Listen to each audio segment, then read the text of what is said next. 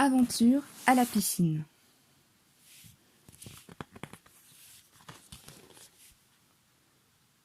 Avec Perrine et Baxter, son crocodile, et le maître nageur.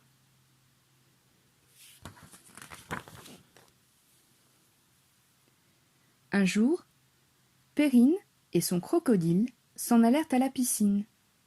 Ils passèrent sous la douche, traversèrent le pédiluve, puis marchèrent vers le grand bain.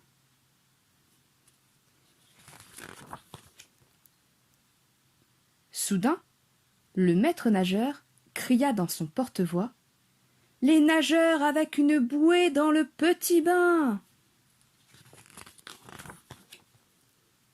Sans l'écouter, Perrine se prépara à sauter. Mais le maître nageur hurla en bondissant vers elle : « La petite avec le crocodile dans le petit bain !» Perrine, aussi, hurla : « Baxter !» C'était son crocodile. Et Baxter montra 2 terribles mâchoires. Le maître nageur eut si peur qu'il tomba dans le bassin.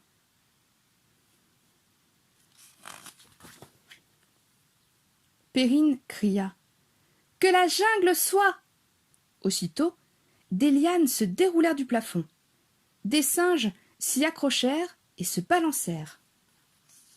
« Arrête ! Arrête !» dit le maître nageur, qui tremblait comme une feuille. Mais Perrine répéta : « Que la jungle soit !» Le grand mur de la piscine s'ouvrit en 2. L'eau s'engouffra dans le trou béant, creusant une rivière, emportant le maître nageur.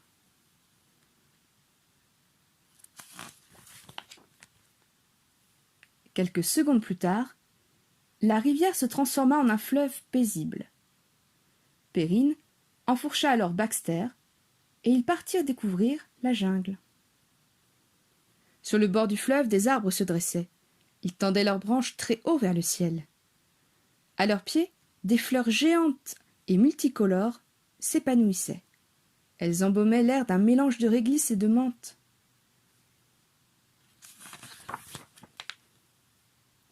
Perrine et Baxter glissèrent le long du fleuve.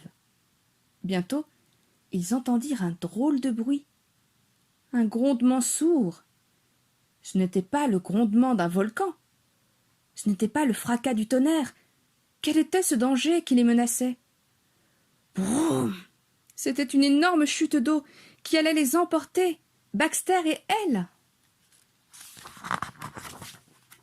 Perrine cria : « Baxter, fais quelque chose !»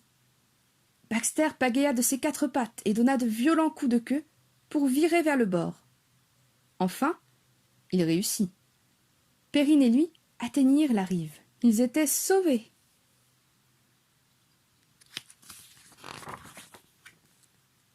À ce moment-là, des petits hommes arrivèrent avec leurs lances, leurs arcs et leurs flèches. Il y eut un curieux bruit de tam-tam. Soudain, Perrine entendit une terrible voix. « Tu ne t'attendais pas à me revoir, hein, ma petite demoiselle ?» Le maître nageur. Il était là, caché derrière les petits hommes. Il regardait Perrine de son air féroce. Perrine appela « Baxter !» Mais Baxter était épuisé. Il ouvrit une toute petite gueule. Le maître nageur ricana. Il dit « Jackson !» et un éléphant gigantesque apparut. « Brrrah !» fit l'éléphant en agitant sa trompe vers Perrine. Mais Perrine le regarda droit dans les yeux et parla « Je suis ton ami. Lui est un ennemi. » Elle désignait le maître nageur. L'éléphant poussa un terrible barrissement. Il enroula le maître nageur de sa trompe, l'expédia au loin dans le fleuve. Les petits hommes invitèrent Perrine autour d'un grand feu. Baxter, lui, était vraiment fatigué. Il s'était endormi. « Je dois rentrer, » dit Perrine. Elle se leva, salua les petits hommes. Juste comme elle s'en allait, Jackson s'agenouilla et lui dit « Grimpe !» Perrine prit Baxter sur son épaule, se hissa sur le dos de Jackson. Ils traversèrent la jungle à une vitesse extraordinaire, et ils arrivèrent bientôt sur le bord de la rivière qui sortait de la piscine.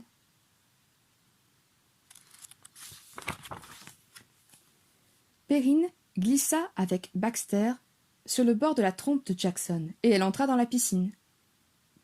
Puis elle se retourna et dit « Bonne chance à toi, Jackson !» Jackson poussa un formidable barrissement et s'éloigna derrière les grands arbres. Perrine ordonna « Que la jungle disparaisse !» Aussitôt, les arbres s'évanouirent, l'eau remonta dans la piscine et le mur se referma.